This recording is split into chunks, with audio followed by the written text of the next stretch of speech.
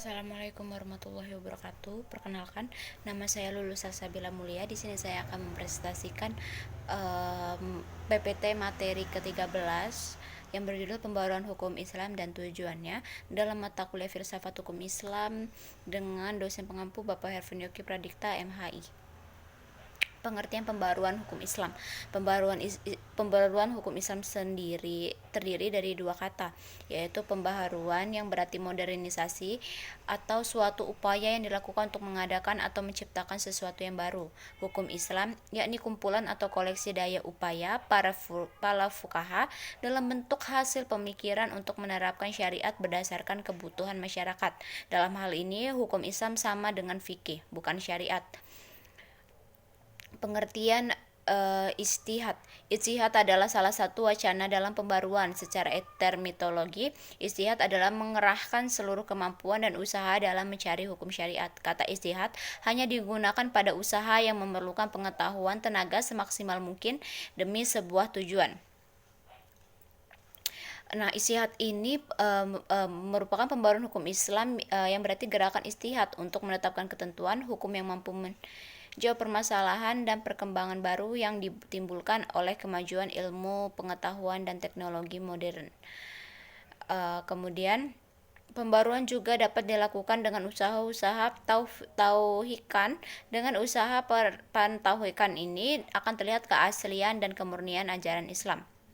Gerakan mendobrak taklid dan menghidupkan kembali ijtihad untuk mengembangkan hukum Islam disebut gerakan pembaruan hukum Islam. Sebab gerakan itu untuk menetapkan ketentuan hukum yang mampu menjawab permasalahan dan perkembangan baru yang ditimbulkan oleh kemajuan ilmu pengetahuan dan teknologi modern. Menetapkan ketentuan hukum yang mampu menjawab permasalahan dan perkembangan baru itu mengandung dua unsur. Pertama, penetapan hukum terhadap masalah-masalah baru yang belum ada ketentuan hukumnya seperti bayi tabung. Kedua, menetapkan atau mencari ketentuan hukum baru bagi sesuatu yang sudah ada ketentuannya.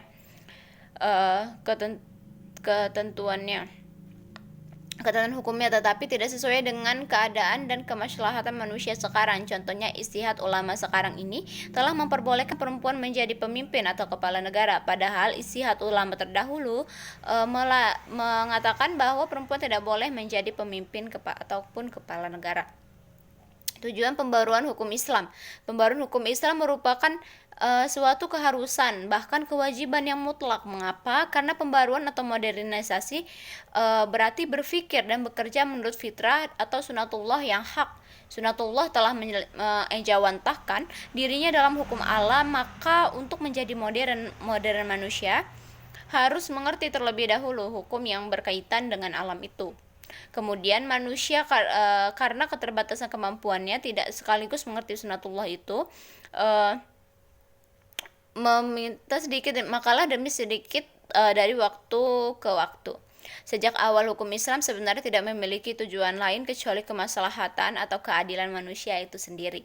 Ungkapan bahwa hukum Islam dicanangkan demi kebahagiaan manusia, latar batin dan duniawi ukhwawi sepenuhnya mencerminkan kemaslahatan manusia. Baiklah, sekian penjelasan dari saya. Semoga dapat dipahami oleh Anda maupun saya sendiri. Kurang lebih saya minta maaf. Wassalamualaikum warahmatullahi wabarakatuh.